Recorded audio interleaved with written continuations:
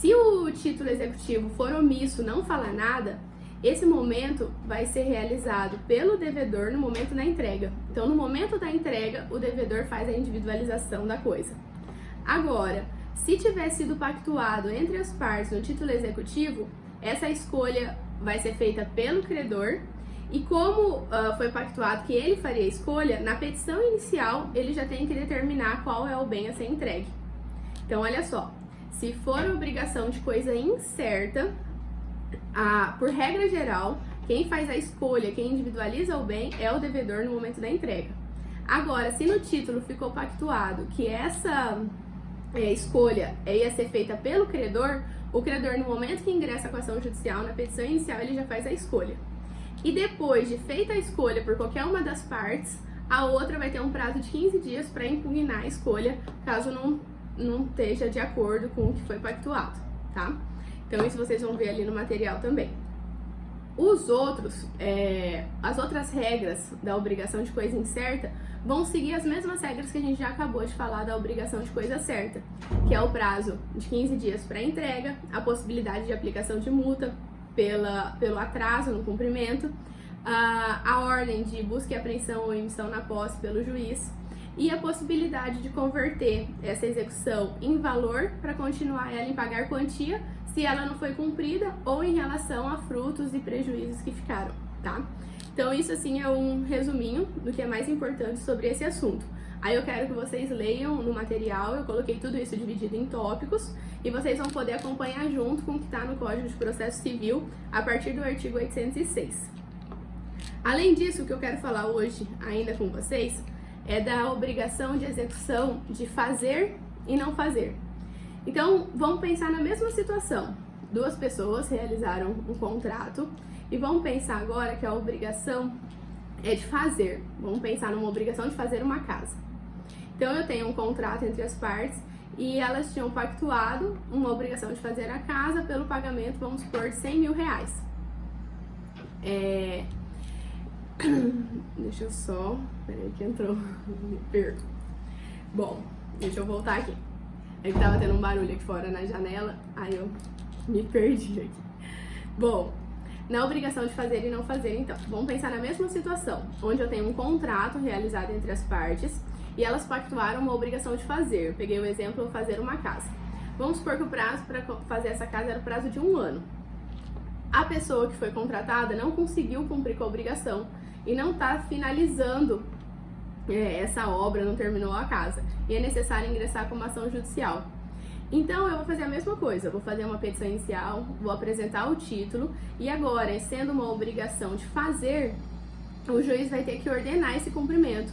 Só que diferente da obrigação de entrega, que a gente viu agora há pouco, que eu tinha na lei fixado um prazo de 15 dias para o cumprimento da obrigação, na obrigação de fazer eu não tenho um prazo estipulado em lei.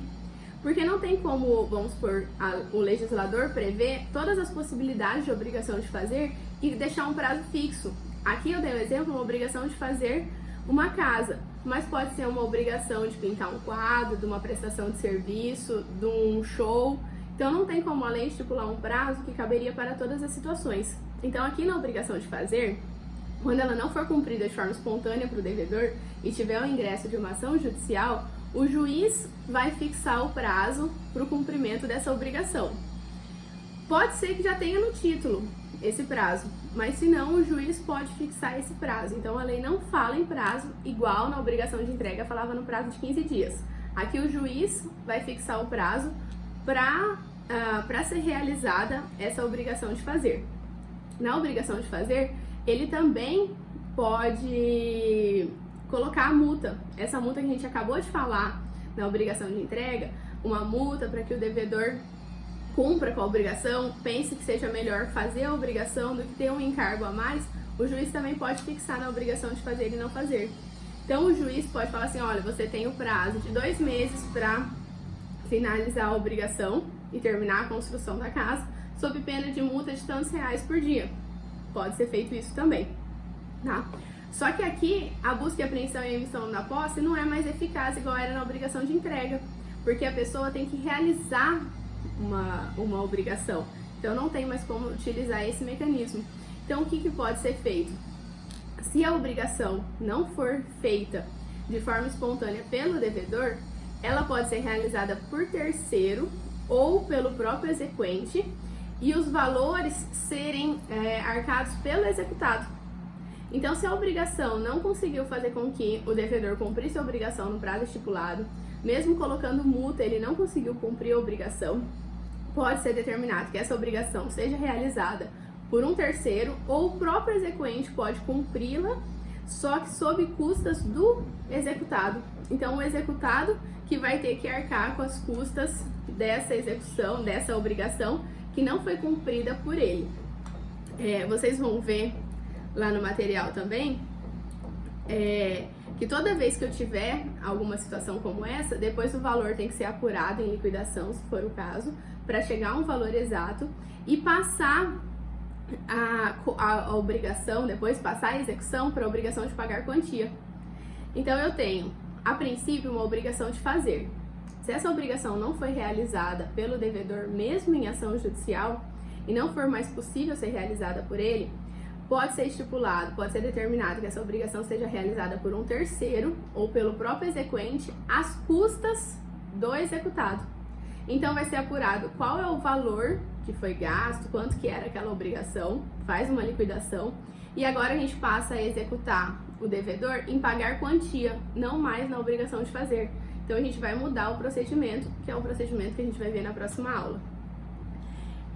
Depois que realizada a obrigação, as partes vão ter o prazo de 10 dias para manifestarem se ela foi realizada conforme o pactuado ou não. Então a gente tem esse prazo de 10 dias para impugnação também. Cuidado para não confundir com o procedimento anterior, que a gente viu que a impugnação para entrega era prazo de 15 dias. Aqui a gente está falando de obrigação de fazer, em que depois de cumprida a obrigação, as partes têm o prazo de 10 dias para impugnar a realização daquela obrigação. E se eu estiver falando de uma obrigação de não fazer, é quando a gente deu até um exemplo em sala, vamos supor, eu compro um terreno e um condomínio. E no terreno, no condomínio tem uma regra que não se pode construir nenhuma casa com um muro na frente. Aí eu vou, porque o terreno é meu, construo um muro na frente da minha casa.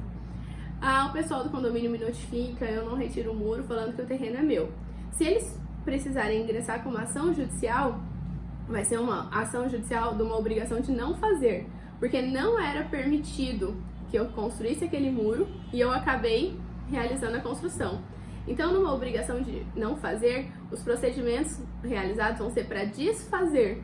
O juiz vai fixar um prazo para eu desfazer o muro, pode me dar uma multa pelo não cumprimento no prazo, e depois, se isso não for eficaz, pode ser ordenado que uma terceira pessoa ou o próprio exequente realize a obrigação sobre as custas do executado.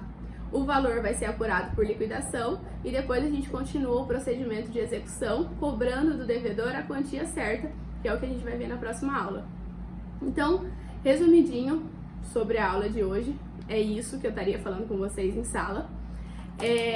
Quero que vocês aproveitem esses dias, todo mundo em casa, dá uma olhada no material, o material já está disponível no portal, olha lá tudo certinho, esses tópicos que eu deixei, acompanha todo esse estudo junto com o CPC junto, então vocês vão lendo o material e vão lendo os artigos do CPC junto, que os dois são complementares.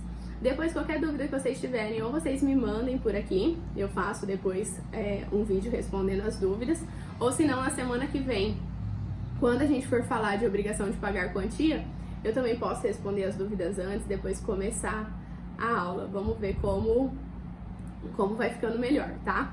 O importante é ninguém deixar de estudar, a gente tá tendo que ficar tomando alguns cuidados agora nesse período, mas a gente não pode deixar de estar estudando. Aproveite esse tempo em casa para vocês estarem fazendo a leitura.